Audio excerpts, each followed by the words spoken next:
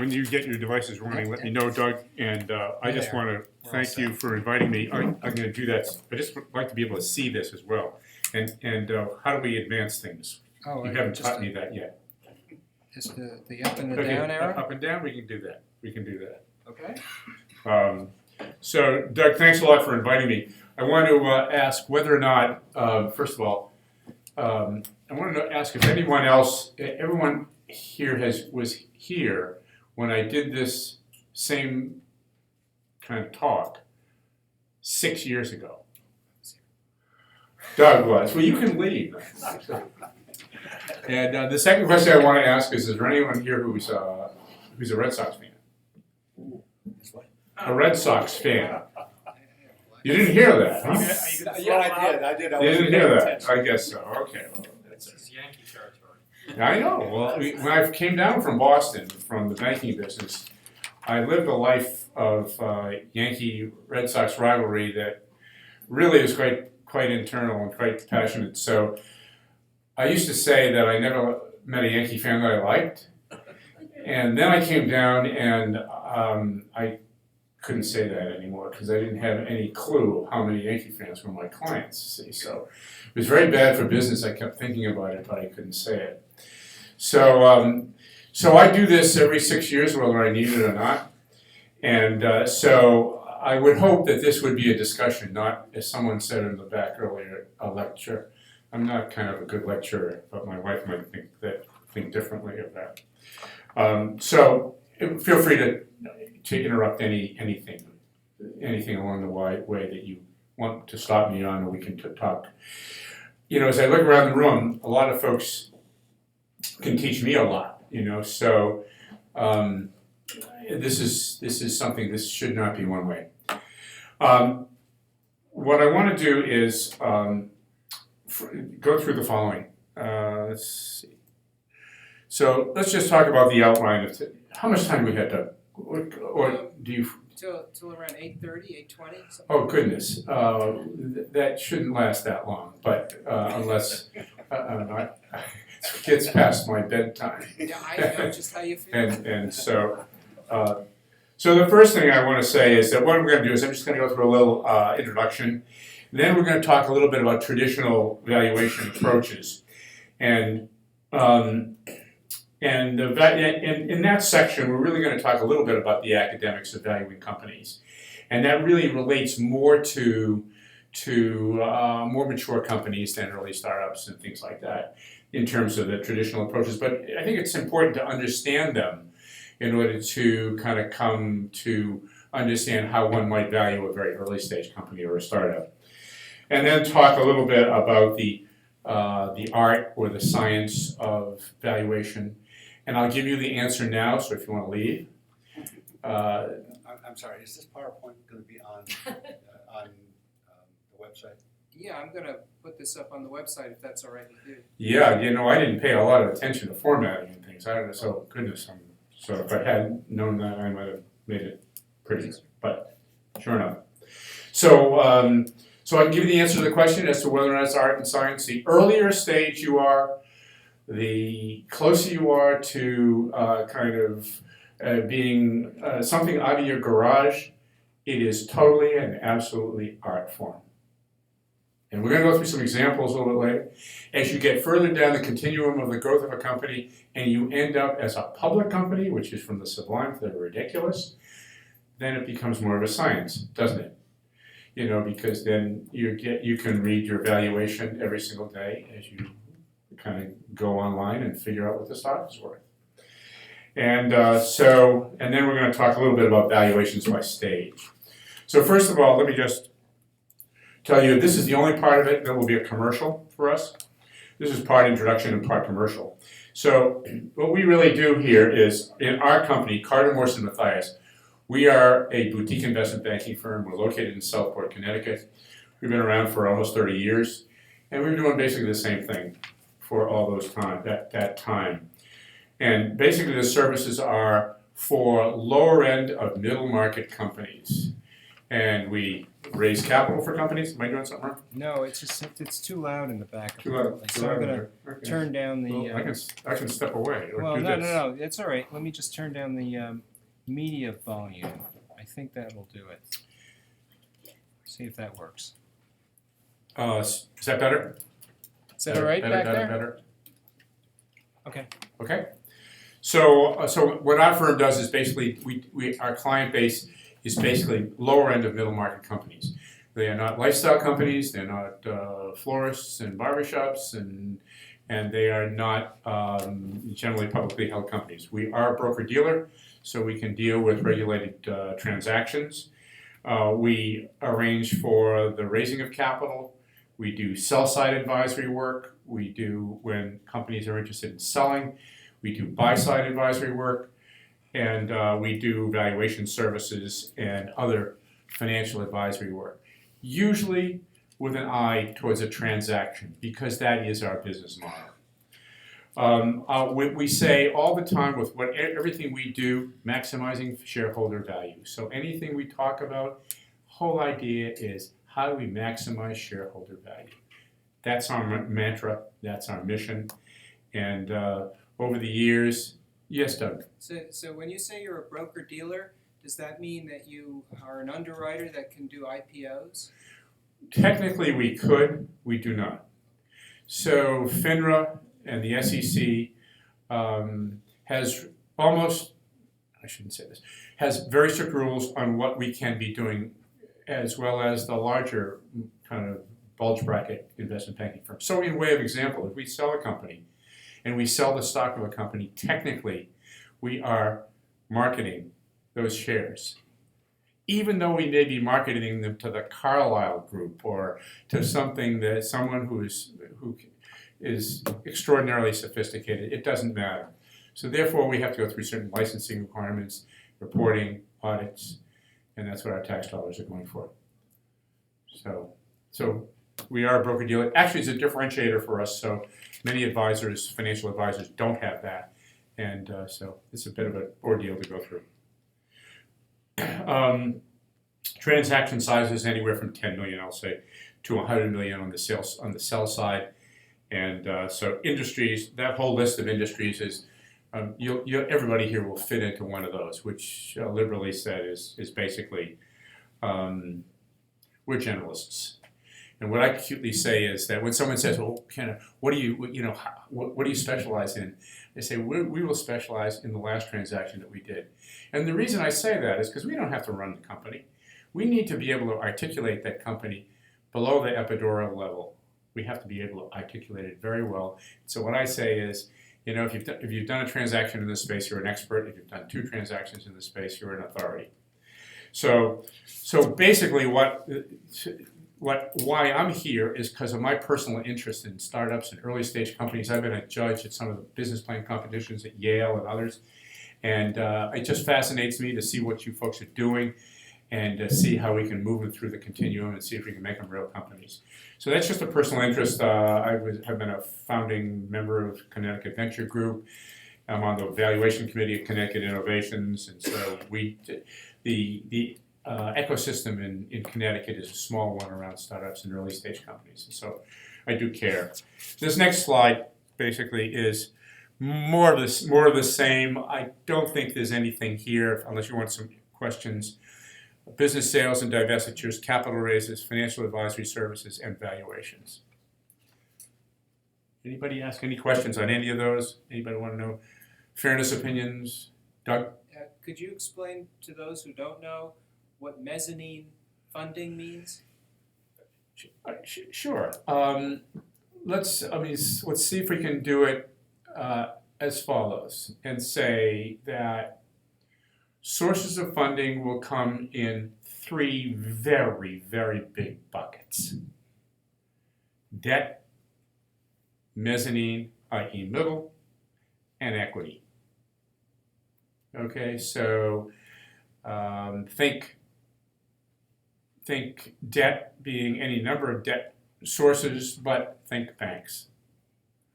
Mezzanine are institutions that combine returns and risk of both equity and debt. so oftentimes they would take make a loan secured by assets of the company, not a bankable credit, and take an outsized return in terms of interest. And so risk and reward go together, supply and demand go together.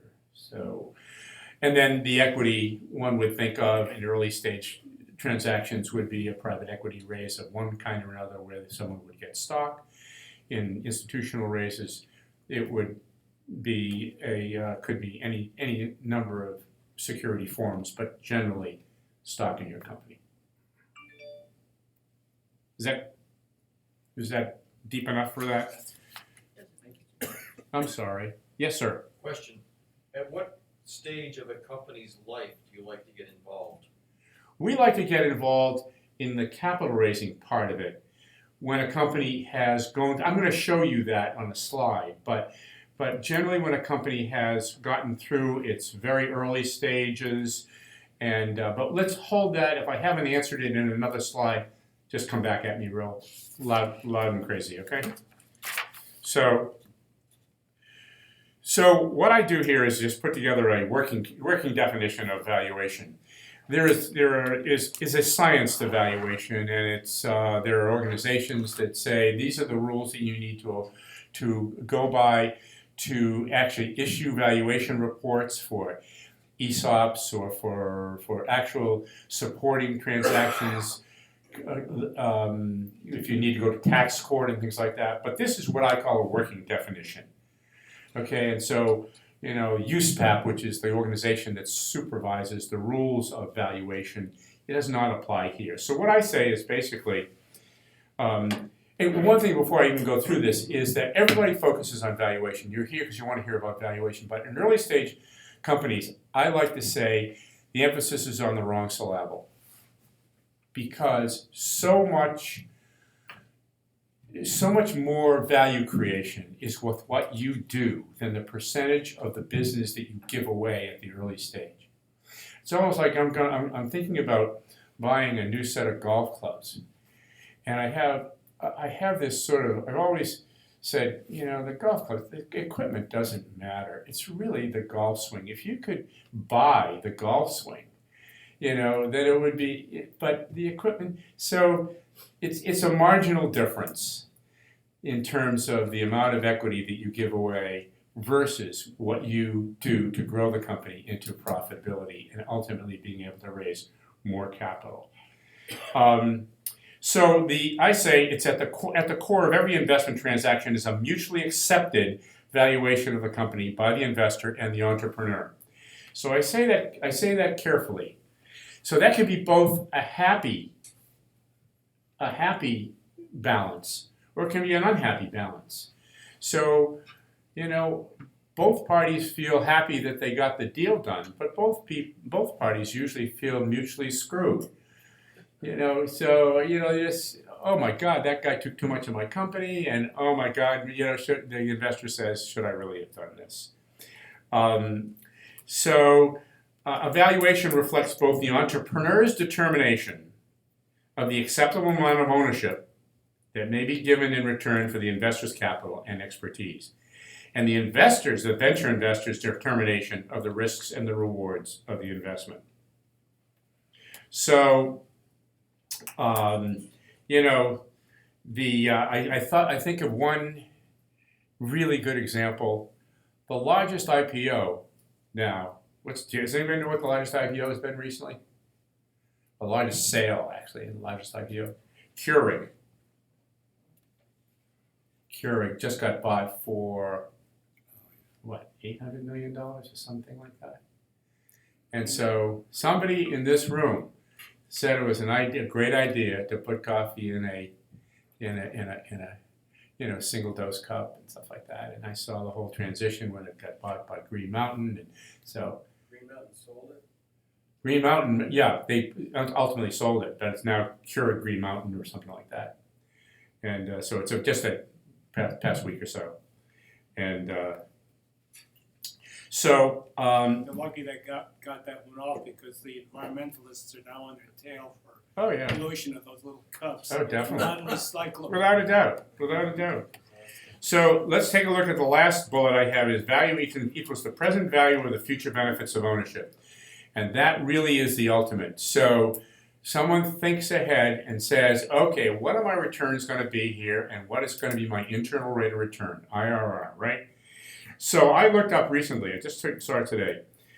I looked up that there was a report out of Pittsburgh that said, took a look at companies, venture firms that invested in software companies.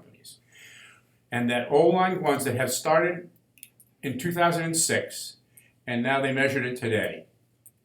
What do you think the returns of those venture firms were who invested in software? Anybody get an idea? Put it in the ballpark for me. Below zero? You're closer than anybody else would guess, I'll tell you. So, there are 120 firms that were surveyed. The median IRR was 1.99% over 10 years. The median. The top quartile was 10.12%. So when you see these greedy and avaricious venture capitalists, they're just figuring, hey, guess what? One's going to hit out of 10, if I'm lucky.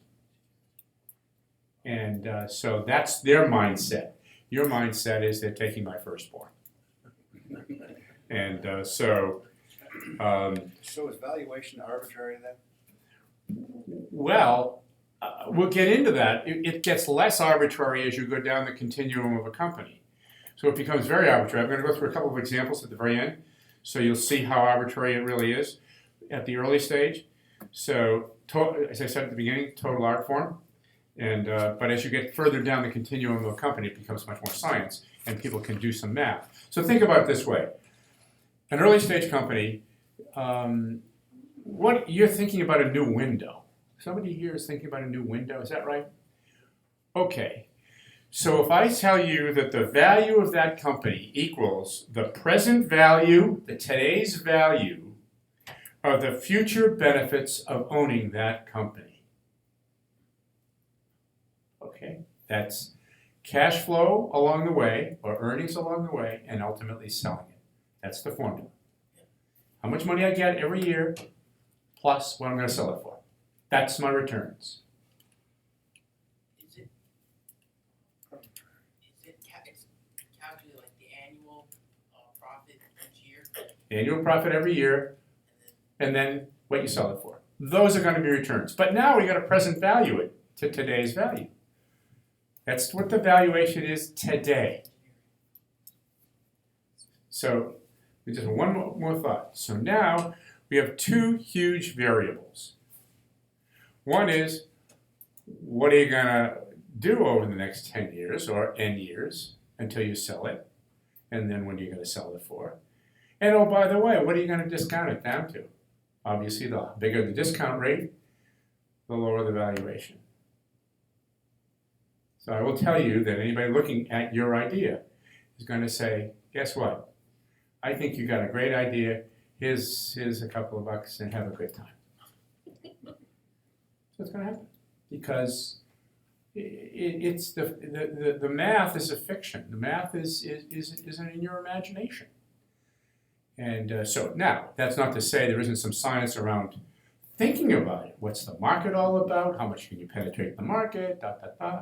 But so, Doug, you had a question. I'm sorry. Yeah. So if 1 out of 10 succeeds, and that's optimistic, doesn't that mean people are making a lot of mistakes in valuing these companies? That is to say, losing your money on a company is indistinguishable from being wrong. And there's a lot of people who are wrong a lot if they're losing all this money. Oh, I mean the math on success on early stage companies is dreadful. I mean it's dreadful. In fact, when they put these funds together, they do it with the mind that I think it's like out of 10 investments, they figure that don't hold me to these numbers, but something like 5 will go broke, 3 will be malingerers, and 2 will win, and 1 will win big. And they calculate that, and so therefore, when they manage those funds, you better be careful about which ones you invest in first, you know? Does that depend upon a product line? I thought you said it was software. Oh, this particular example that I gave you was software. That 1.99 IRR. What about other products? It's similar. Venture investing, professional venture investing is a highly risky proposition. Bottom line. Yes, sir. If you were saying this in, let's say 1992, before the tech bubble of 1999, would you say the same thing? Again, if you hold on, I've got a little chart on that. So obviously there are multiple markets. The markets change, and in fact, you're right. The way you think about multiples is affected by the markets and the public markets, because everything flows down from that, right? Everything flows down from that in terms of discount rates and things like that. So let's go through.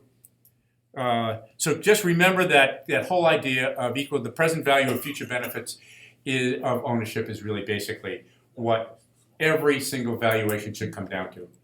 So there are three ways to look to value companies. One is a market approach, the other is an income approach, and the other is an asset approach. I'm not going to really talk about an asset approach, so let's go to the bottom first. An asset approach takes a look at what assets are in the company. But in today's world, there are very few companies that you look at from an asset point of view. Banks do, because they want to know how they're going to get out in the last resort. So they will send in valuation teams to find out what your M&E is worth, and they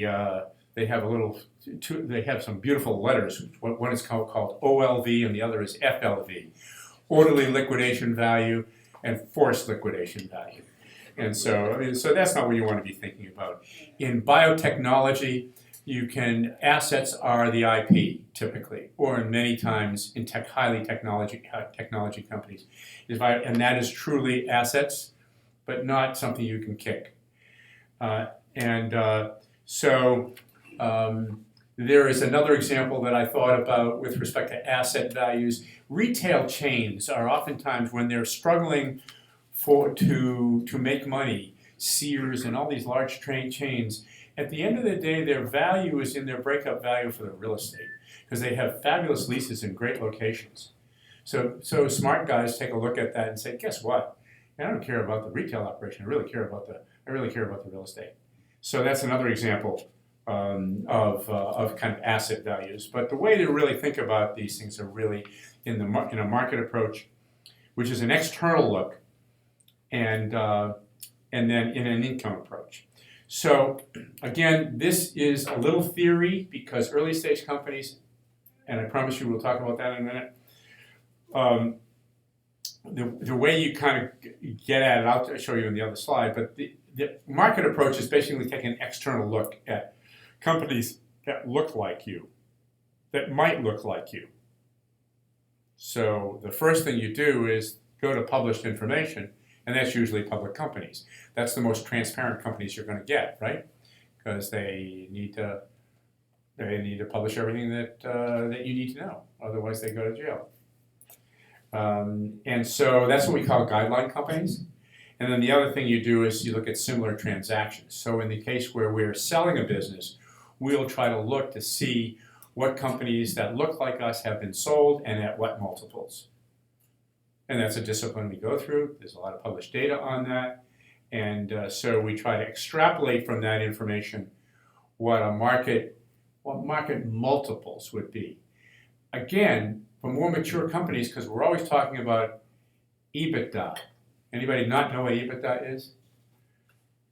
Earnings before interest, taxes, and amortization, which is basically cash flow. Earnings is not cash flow. Why?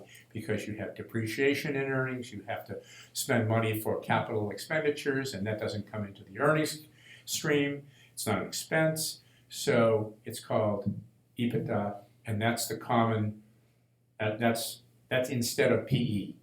It's price versus earnings versus EBITDA. So those multiples are derived from an external look at the market. Again, you better have those that earnings, to be able to even think about this, right? So if you're not making money, then you can forget that. And yes, sir. So why all the VCs continually invest in startups that are investing in future cash flow. Of course. Because they don't have sustainable business models, most of them don't. I find it amazing that the VCs still invest in businesses that don't have a proven business model, yet so they're investing in the future cash flow. So then they hype it, they promote it, so either they understand the business model that's gonna come, that's gonna be built, or they're risking, what's the game? It's a game, because they're hyping it up just to what, to sell, to do it early exit? Because a lot of these unicorns right now are failing, and there's no sustainable business models for a lot of these startups. So what is it, I've never understood, if you're gonna invest in future cash flow, why can't they analyze the business models in those industry sectors and be able to have some kind of a rating scale to say, this business has a good shot because, okay, they have a good IP asset strategy, and they have good competitive, unfair competition. They have good trade secrets and so forth. That I don't get. And they continually invest in these unsustainable business models. And now Silicon Valley right now is driving down valuations. They're changing, now they're complaining.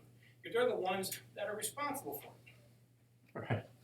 Yeah, I couldn't disagree with your thesis, except to say that at any point in time, there's a bunch of smart people sitting around the room and trying to think futuristically about what the next thing is all about, and you end up with entrepreneurs presenting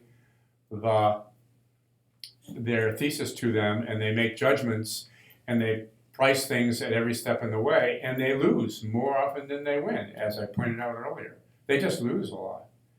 But guess what? For every one they lose, you see a handful of it's not 10x, it's 100x or 200x or 5,000x, and now you get an Andreessen and guys who have outsized reputations on Silicon Valley. So it's venture. That's all I can say is it's venture.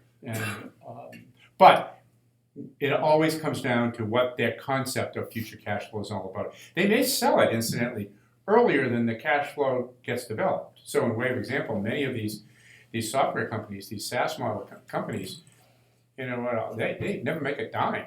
But the minute they have all these kind of discrete page views and click-throughs and advertising things, the minute they have that, even though they're not making money, they can just see it. All they'd have to do is turn off the development spigot and before you know it. But it's unmonetized traction. They talk about traction. It's so easy to get traction, but if you don't know how to monetize it, all right, and then you constantly see these startups fail because the inventors, the founders, or whatever, the smart people are thinking about their traction, and they're never thinking about the business model and what's coming down. Is the model?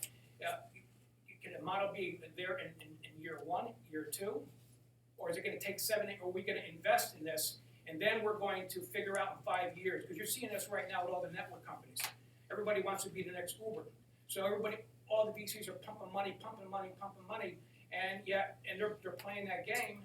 Yet none of those network companies have even proven yet viability or sustainable cash flow. And so all of a sudden now they're second guessing themselves. It makes it difficult for other entrepreneurs to go in because now they're setting the rules. The VCs always set the rules, and the investment bankers are in it with them. No, you're not investing in IPOs, but they're in it with them. A lot of truth to what you're saying. A lot of truth to it, so this is the business, so they have a lot of power. So at any rate, let me just sort of keep moving a little bit. So I've put together just a slide that I can spend as much time on this as you want, but basically the discounted cash flow is the way every time, even at the earliest stage companies, those smart guys are putting together discounted cash flows. And what they're doing is they're reviewing all the forecasts, they're developing alternative cases, they're estimating discount rates, they're structuring the security, and they're putting a discount on it, and they come up with a range of value. public companies in your situation, it's just not, it's, again, you need earnings for that. Comparable transactions, typically you need earnings for that. But when we do valuations, we do a qualitative analysis of the company. How good is the management? You know, things like what are the risks in the industry? What are the opportunities? What's the IP? How strong is their IP? All those things before we even move forward. One other thing I would say before I leave this is there's two views of value as companies get a little bit further. Those are strategic views and financial views. Most of the stuff I'll talk about is financial views. Strategic views bake into it any synergies that happen. If a distributor buys a supplier, guess what? You collapse the profit margin in between. All of a sudden, they can pay more money than a private equity group. So that's usually yes, sir. In your discounted cash flow column, what's the basis for your discount rates? Estimate discount rates. Is that simple interest? No. Present value of money, or do you go into it? No. What we typically do here is take the weighted average cost of capital of a company like that. So if a company would be leverageable, you would take, visualize the right-hand side of the balance sheet, okay, and say what percentage of that capital structure, what percentage is in debt, bank, what percentage would be in mezzanine, what percentage would be in equity, okay, stock, actual kind of shareholder equity. And then we put a weighted average of coupon on each one, okay, each one of those. And then we have a blended cost of capital and derive an enterprise value for that company. The big question, it's easy to know what the banks are going to charge. It's pretty easy to know what the mezzanine is going to charge. The big question is going to be what's the percentage, what's the risk, what's the discount rate you're going to put on owning that company. I think I got the question backwards, forgive me. You've got a company that's making widgets. You can establish with reasonable confidence that over the next 5 years they're going to sell $100 million worth of widgets. Yeah. What's that $100 million worth today? What's the discount? What are you using for a discount? It depends upon the stage of the company. So if it's a very early stage, that discount rate's going to be astronomical. If you don't have a management team, if you haven't put it into the market, if you haven't had people buy So it, you're factoring in risk of achieving that. you bet. That is the discount rate. Okay. Without a doubt. It's astronomical at the early stages and gets into kind of PE ratio type things when you're public. And I'll show you that a little bit. I got you. Okay? Yeah, that's fine. What kind of numbers are you talking about on discount rates typically? 25, 30%? Yep, 25, 30%, no problem. And then it gets so large that it becomes now an art form, doesn't it? It becomes ridiculous. Yeah. When you have a company that hasn't done anything yet, you have an idea, it's in the mind of the beholder. And then the basic speculation is even if you project the EBITDA cash flows for 5 years, then you're guessing at an end value and guessing at how you're going to discount the end Totally. value. Totally. So again, I said at the outset, this whole stuff is theoretic at very early stage companies, but it is the methodology that, as you go down the trail, is used. So the valuation premises. Let's see. Okay. Well, so let me just quickly go through that. Can I just ask you a question? Yeah, sure. Do you have actual experience from this and Oh yeah. selling or buying or investing in pre-revenue companies? We don't do that in our company. I am interested in it, and we have one example where we have invested in a company. I'm going to show you that now. Oh, okay. I'm going to show you a security that we did, and how we came through it at the end. But I'm sure Normally you don't do. our company does not do early stage startups, and so at the end of the day.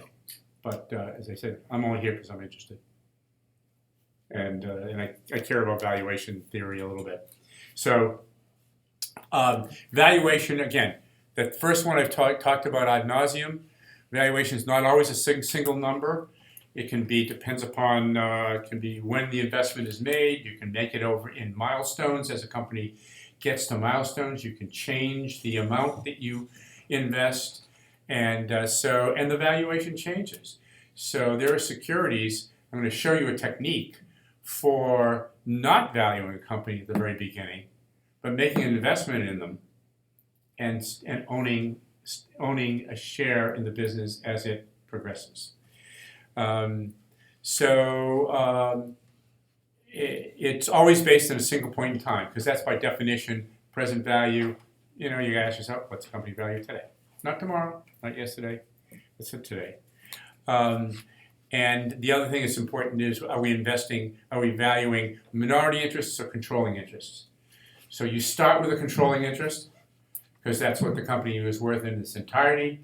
But if I own 20% of the company, do I own 20% of the enterprise value? What do you think?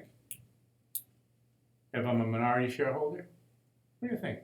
Do I own 20% of that if I own a 20% interest in the company? Yes or no? All those who say yes? Clearly I'm teeing you up, right? And the answer is no. Why? Because you can't do anything with it. With a controlling interest, you can sell the company, you can run the company, you can change management, you can do anything you want. But if you're a minority investor, you know what you can do with that? Say it. I won't. And finally, I'll say that, and that really relates to the last slide, which is equity value versus enterprise value. Enterprise value is the value for the entire company, and the entire company has a number of claims on that entire value, right? The bank has some claims on it, the mezzanine people have some claim on it, and so do the shareholders. That's different from the shareholder value, which is equity value. That's what you read in the Wall Street Journal. Your shares are worth the equity value. We got that? Right? So it's all arbitrary. Exactly. It's tough enough when you get into the markets and organized markets. So one thing I did do is I put together a market approach. I won't spend a lot of time on it unless you want to. The one thing I would say, price earnings is something you all know. That's what you read about in the typical metric in public companies. Price to cash flow, which is EBITDA, is a much more relevant thing. That's what we think about all the time, free cash flow. That's really what the way we think about valuation. Book value, as I said, that's sometimes a relevant thing. Price to revenues is usually a derivative of price to EBITDA, price to asset value, comparative transactions. We've been through that. Quick question. So it doesn't seem like growth has factored into your computations here. Well, it will, Doug, because think about what we said earlier about what returns are all about. Returns are cash flow, okay, either dividends or earnings every year along the way, and then an exit, the sum of those. But if you grow slowly and you get to a point 20 years from now that the dividends are a certain dollar amount 20 years from now you got to discount that back to today. Okay, every year, you got to discount every year back to today. So the further out you go, the lower that number is going to be for that stream of income, right? On a discounted basis. So therefore, if you have a high growth company and you can get to that point in 3 years instead of 20 years, then growth comes into effect. Does that make sense? Yeah, so I'm looking at comparative public companies. Why wouldn't I do something like form the PE ratio and divide it by growth? Some other metric. Yeah, well, again, they do a lot of that when you're taking a look at, the analysts. But for our purposes, when we're just taking a look, trying to figure out what a mid-market company is worth, well, those are some of the metrics that we use. I mean, it's not to say that it's very, very relevant. Growth is very, very relevant. I don't mean to say that. So there are lots of other. Actually, I did jot down growth, and there's lots of other metrics you can take depending upon the industry. I remember looking at the PEOs, you know, the employment companies where they have no assets but they rent people, and so metrics there would be revenues per full-time employee or per consultant, and other metrics would be again number of followers, subscribers, consultants. Oil and gas has another whole set of metrics, but that's unique to them.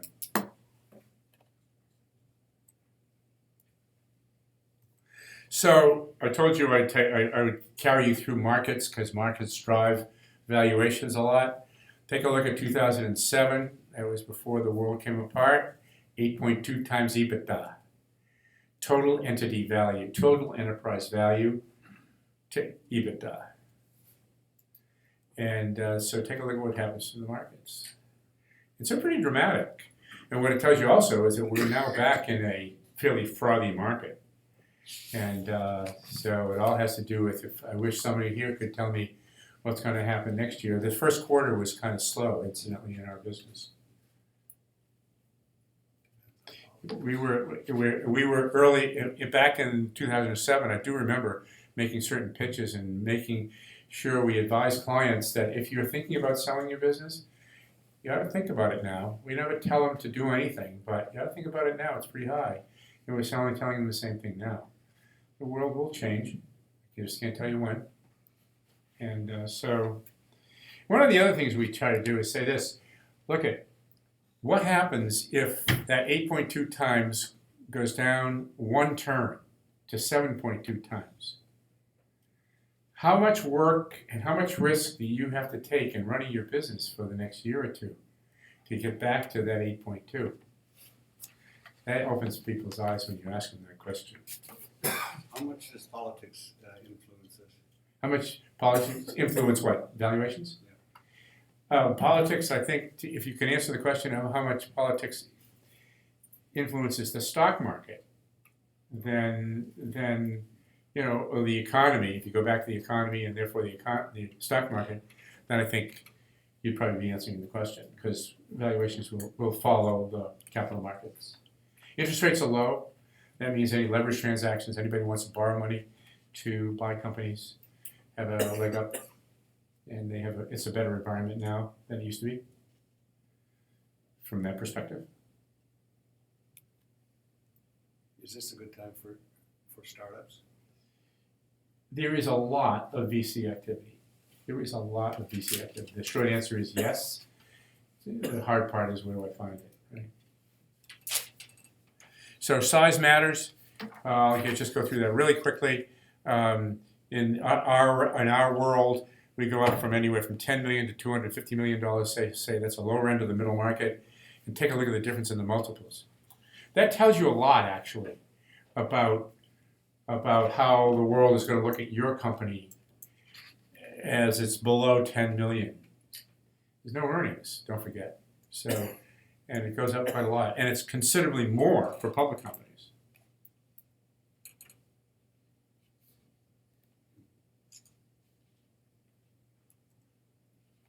So an income approach, I think we've talked about this. I don't want to belabor it too much. I want to spend some time on valuation, on the life cycle of businesses and things like that. So the first bullet, capitalized returns approach, that is taking a backward look at the company and seeing what it's done over the past 3 years, say, perhaps averaging that, coming up with an EBITDA, and that's what we call, or trailing 12 months, TTM. So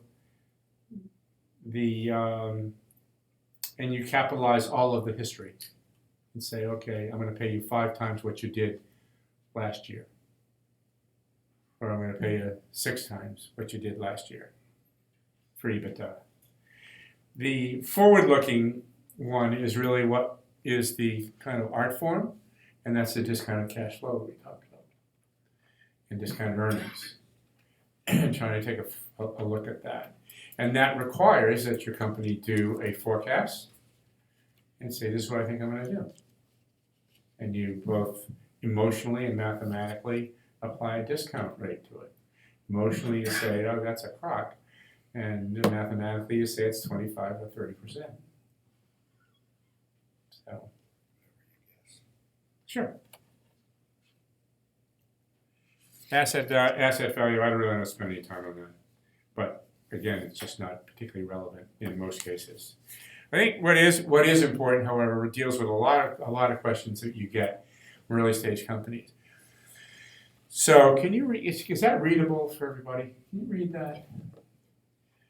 So we put together a slide that really talks about, and I'm going to show you that when we try to match these stages of a company to where capital comes from and how hard it is. So at the very early stages, where does capital come from? The very early stages, what some of the folks are doing, ideas. So it comes from the following places. It comes from research grants, it comes from development grants, SBIRs, National Institute of Health, the state of Connecticut, credit cards, rich in-laws, and services credit. So oftentimes lawyers will come and say, listen, I'll give you my services for free, but I need X percent of your company or something. So those are sort of a laundry list of things that you can do, but you can't do anything that we already talked about.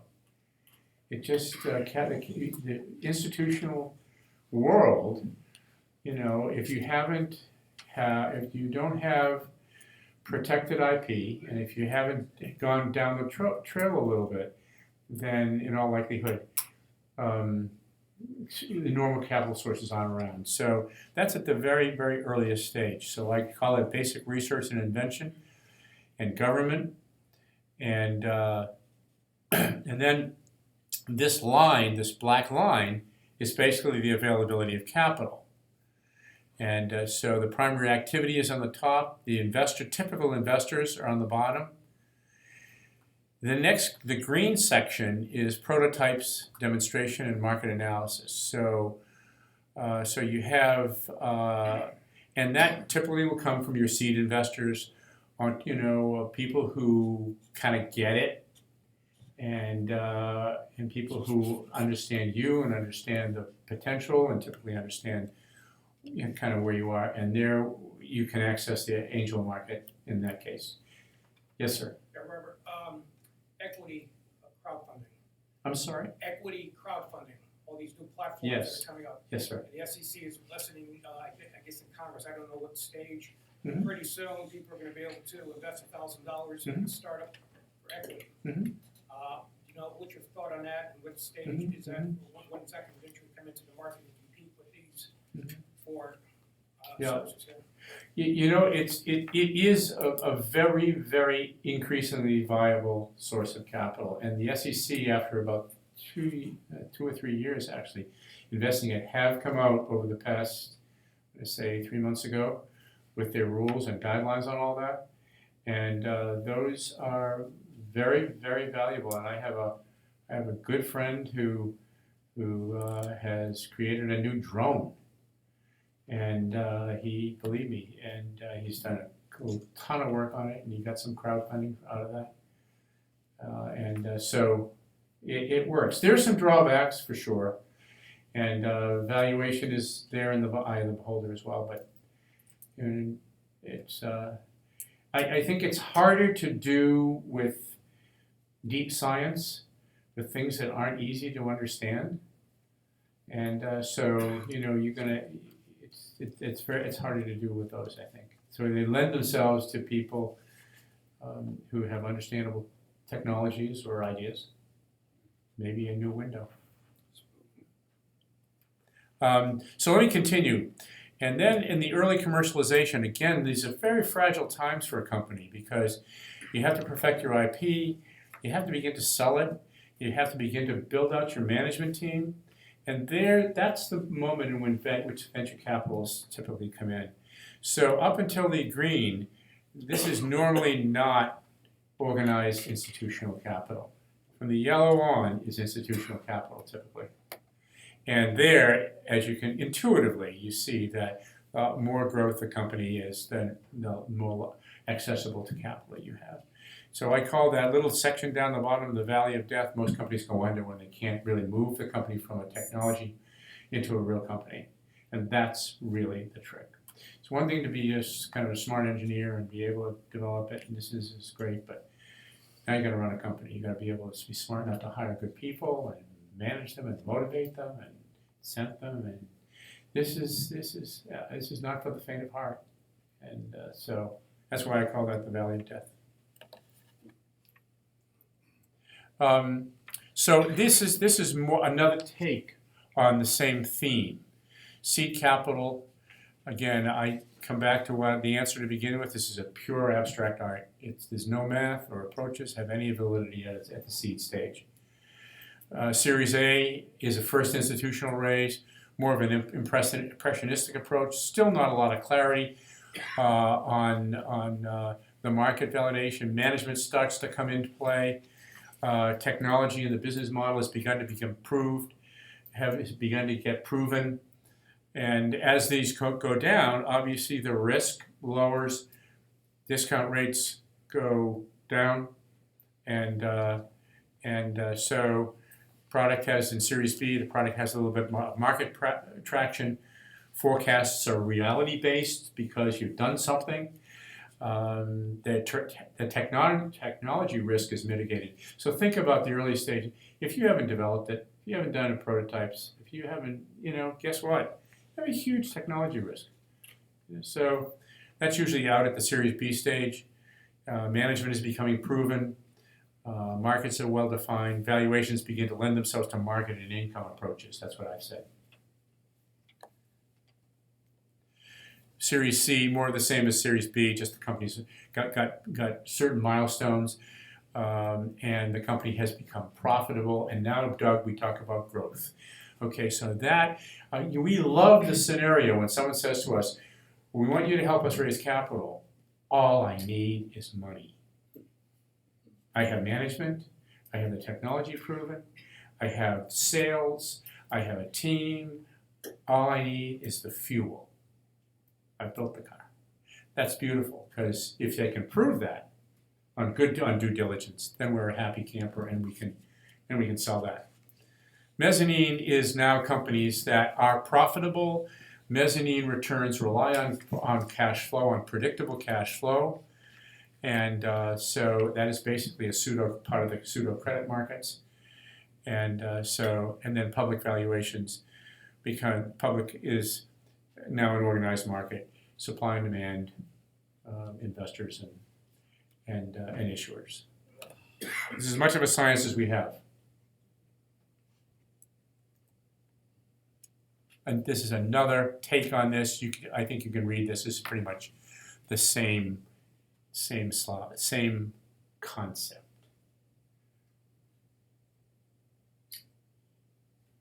Any questions on any of this? Yeah, Doug. Is the early stage investor less likely to be making money than, let's say, somebody who's investing in the public markets, such as stock market, stuff like this? Less likely to make money. For example, if you're an angel investor and you just start throwing your money at these companies, are you more likely to be losing your money than if you were just investing in the stocks?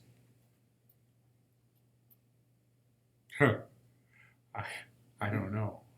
Depends on what stocks I suppose it depends upon what early stage companies are investing in and what stock. I mean, it's not apples and apples, right? So what's your risk profile? On a risk-adjusted basis, they should equal, but they don't.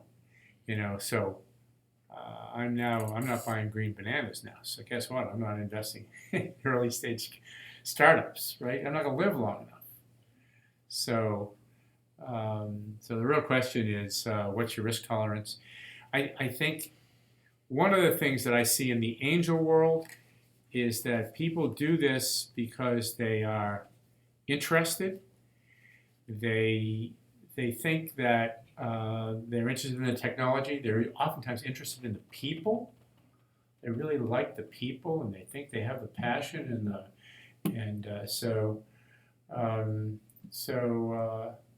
And they don't oftentimes invest a lot of money. They don't bet their net worth on it, ever. I'm going to go through a couple of, that's another, So, that's basically the same thing. Yes, sir. yeah, at the seed stage or the very early stage, everything's risk. Right? Everything what? It's all risk. It's all technical risk, or Oh, yeah. what's the market risk, or Oh, it's everything risk. It's everything risk. So what yes. kind of things do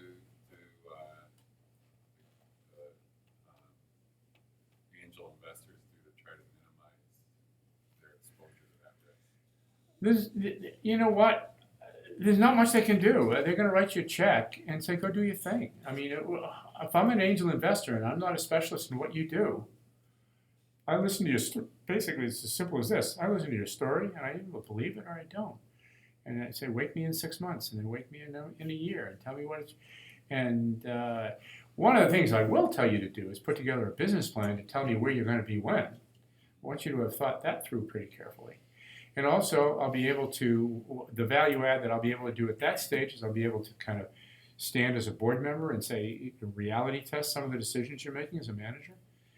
And other than that, the early stage world is very binary. You know, it's either you're going to keep it going, or it's going to stop. The Connecticut Innovations has thought this through very carefully, and they have several funds. They have a pre-seed fund, they have a seed fund, and then they have the Eli Whitney Fund, which is a fund where a company is further along that, starting to come out of that valley of death. And so they have management typically in that stage. And they are prepared to lose, and I'm on the valuation committee, I can tell you that the rules on the money that we invest in the pre-seed fund, from an accounting perspective, if you take a look at the financial statements of CI in June, which is their fiscal year end, we fully reserve every single dollar in the pre-seed fund. Fully reserve it. That means that we're writing it off right away. That's how we look at the pre-seed. Then we have more liberal ways to value those investments as they go further. But I can tell you that's the way early stage investing is. But we appreciate the necessity for doing them. It's important to do them. If you don't start somewhere, it doesn't get going. And if they make some milestones, typically what happens is pre-seed, here's a milestone, and then you can get into the seed fund and get $300,000 instead of $100,000. Yes, sir. Robert, in the last couple of years, you've been looking at innovations. You've been looking at a lot of business plans or business models. Have you been encouraged or discouraged at the innovation or the range? I mean, I think of scale. When I think of startup, I'm thinking of designing eventually for scale. But are you happy? Are you seeing good innovation coming out of Connecticut here, or have you been disappointed when you're looking at these business plans? Yes. Okay, so when I look at CI, and I've been on that valuation committee for the best part of 10 years, they are fabulous with what they have had to, within the environment that they've had to work, that being a quasi-public organization. How would it be if you didn't know that you had inventory at the beginning of every single year and at the whim of the legislature, or some people who are your bosses who couldn't spell economic development? So they are known in the nation to be a very, very good organization as a venture organization in terms of its returns, in terms of its disciplines, in terms of the way they look at it. And I have been very impressed by some of the technologies that have come out of them, that they have funded. And so I can go on a lot about that. So that piece of it is a good news story, I would tell you. And I'm not, believe me, I am not a Connecticut sycophant in any way. So the other yes is that Connecticut's got all kinds of troubles, and it does not foster innovation in the ways that other states do. So that's more of a kind of a political answer, and I think that climate is difficult. It's been tough. We have New York right next door, Yeah, doing tremendous things there. Massachusetts. Building that new facility on Staten Island, you have Boston. And why did GE just move to Boston? You know, one of its talents. And yet, there's all these success stories in Connecticut, the state is doing a horrible job promoting them. And you don't hear about any of the innovation coming out of Connecticut. You hear about these grants that the government, the Hartford is giving to existing businesses, but they're not really talking about why entrepreneurs. You don't hear about any ecosystems, any incubators here. I know they have one here at Fairfield, at University of Bridgeport, but you don't hear it. No, that story is not continually in the news. And we're not going to. Where are we going to get the talent? You know, guess what? That's a whole other. Doug, why don't you create another session on the subject? Okay. Yeah, I agree. We got some issues. That's not what I'm here to talk about. I guess I'll plead the fifth on that. But I agree with you. I mean, it's a tough state. It's a very tough state. What's the third level of CI? How much do they put into a deal? They are. I'm going to say the largest one I've seen is over 3 million, maybe 3 to. Yeah, over 3 million is 3 would be their house limit. So let me go through a couple of case studies because we don't have a lot more time for because I want to be careful. Maybe I've talked too long already. So let me give you this case study. This is a case study I know fairly well. Since 6 years ago, when I came here, I showed this slide, almost. So this is a company that we were co-founders of in our firm. The members of our firm were co-founders of this firm. It is a drug discovery company surrounding technology coming out of Pfizer that mimics omega-3s. Now, omega-3s are basically fish. Think fish oil. They don't dissociate well in the bloodstream, and essentially you need to take a lot of fish oil to have glycemic benefits and all of the benefits that you read about with omega-3s. So we've come up with a salt, essentially a salt, which is a new molecular entity that that dissolves in water or in your belly.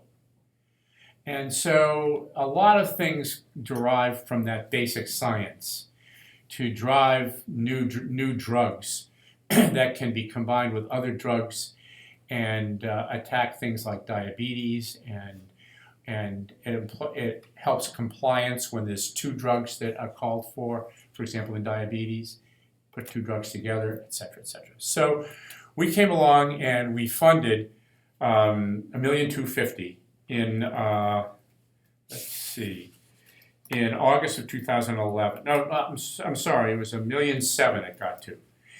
CI was the lead investor, Connecticut investor, so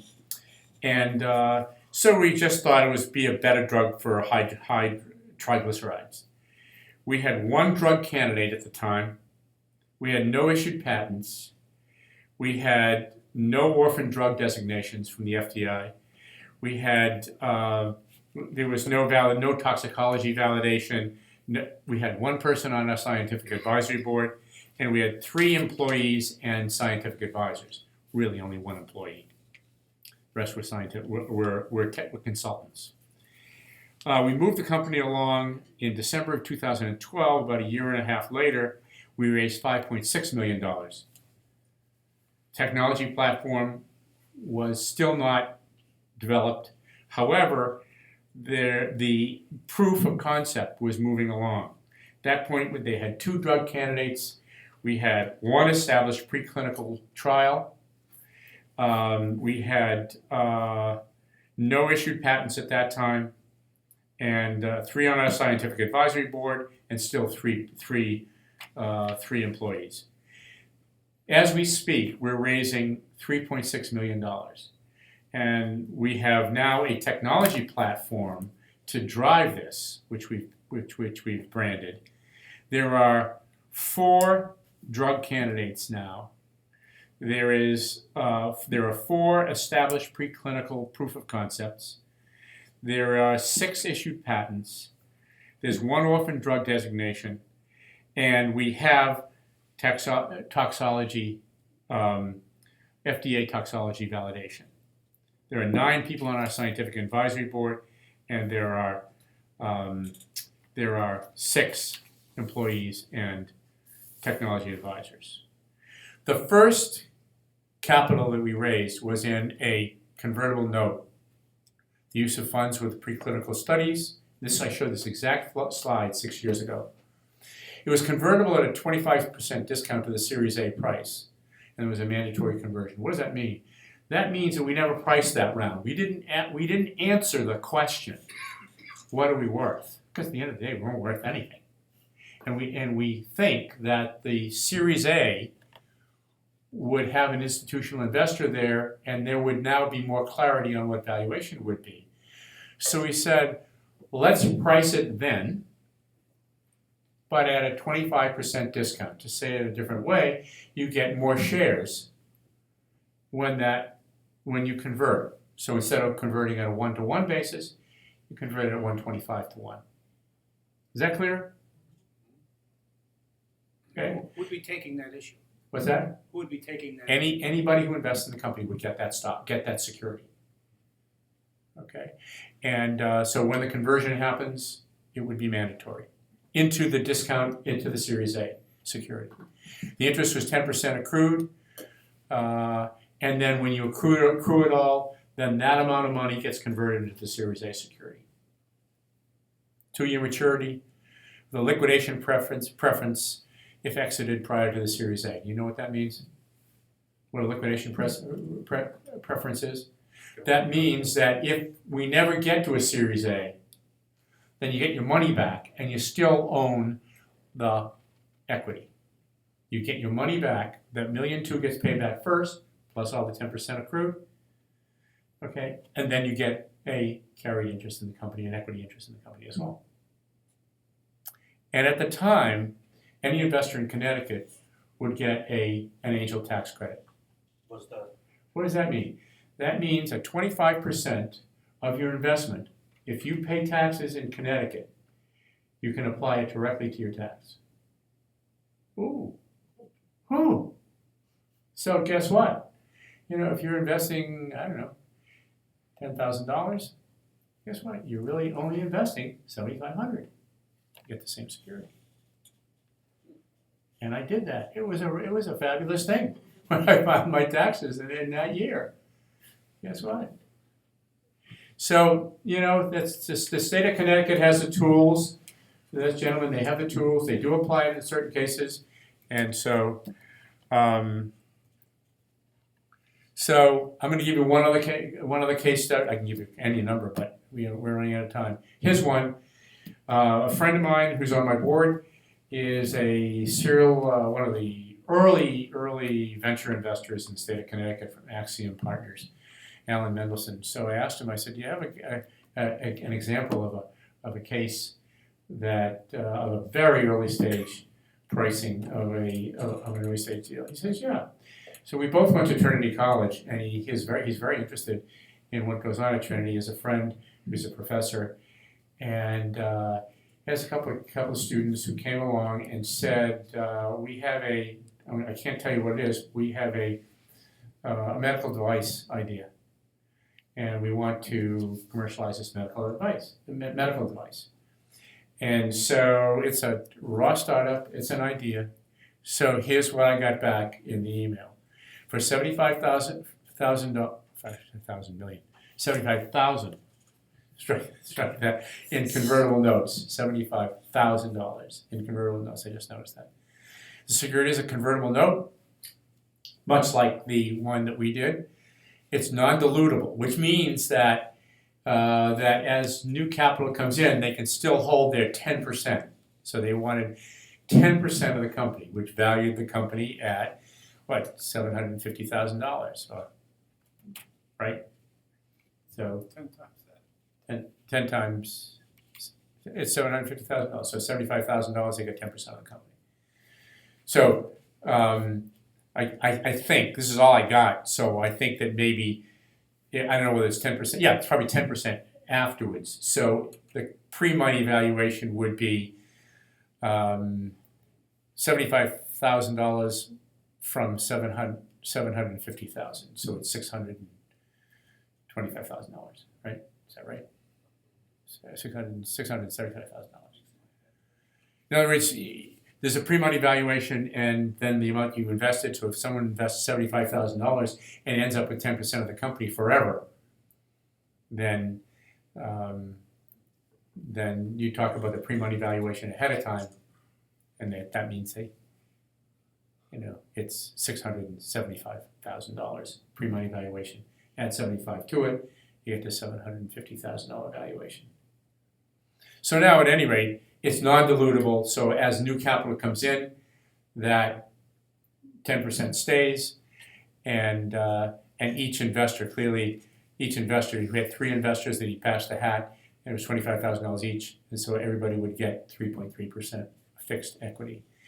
It was 5% accruing in this case, 5-year note. Ours was 2 years. An option to convert the investment to equity after any round of financing, Series A or on, within 5 years, using the credit from whatever interest is accrued plus the principal. So in the same example that I had before, you take the principal that you invested, 75, and 5%. So think about it. I mean, so here's 2 different approaches. One's 10%, one's 5%. One's 5 years, one's 2 years. This is not a science. This is not a science. So,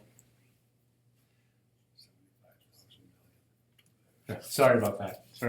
Oh, that's So really, that's really, I mean, I have another very interesting example, but again, I think I should probably stop and answer any questions and find, I think,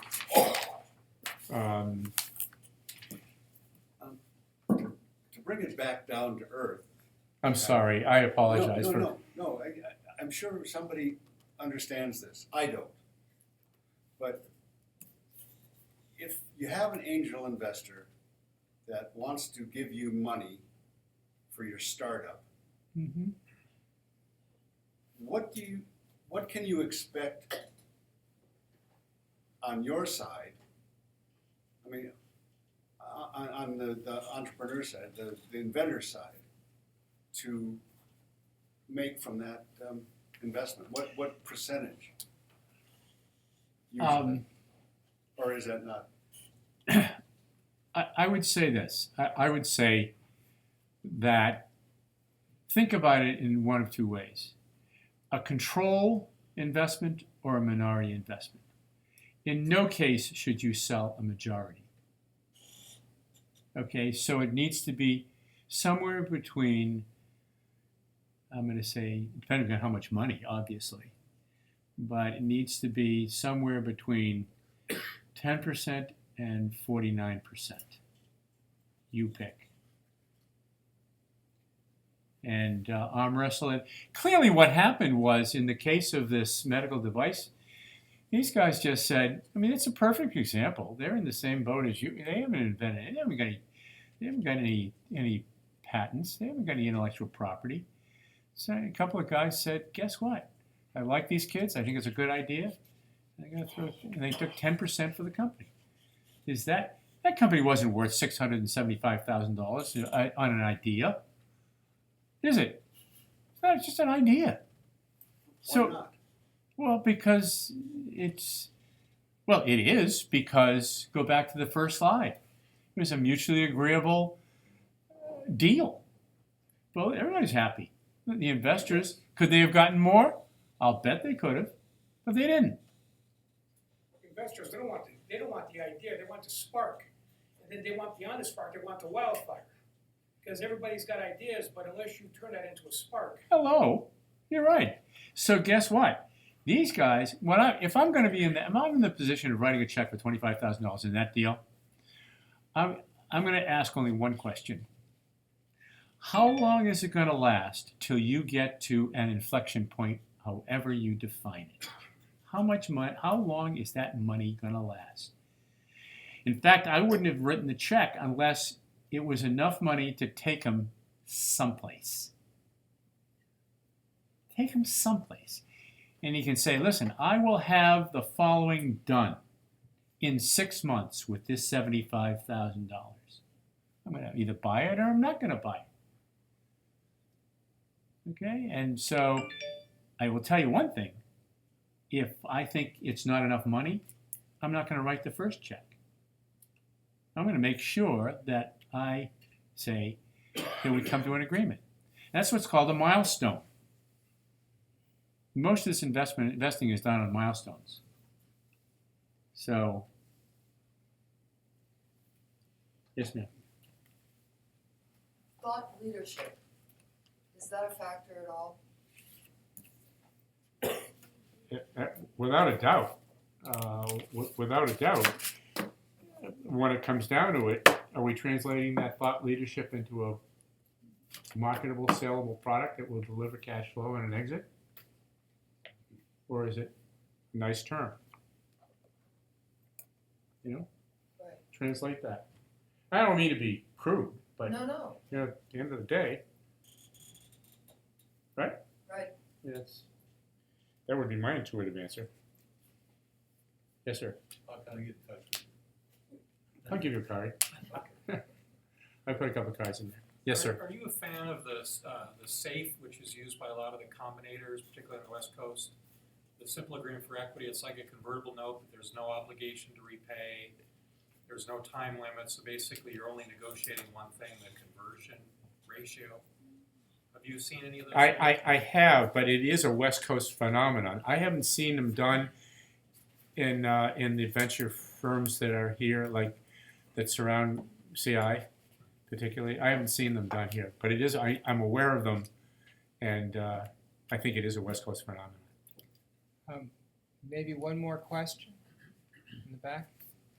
So, I guess the next step for past the idea phase into reality would be talk to some angel investors. Is that the idea? Do you have a business plan? I started to develop one because the university had a program where they were, sponsoring startups. They had an office down on the Post Road, and so I went through the process and I started to make a business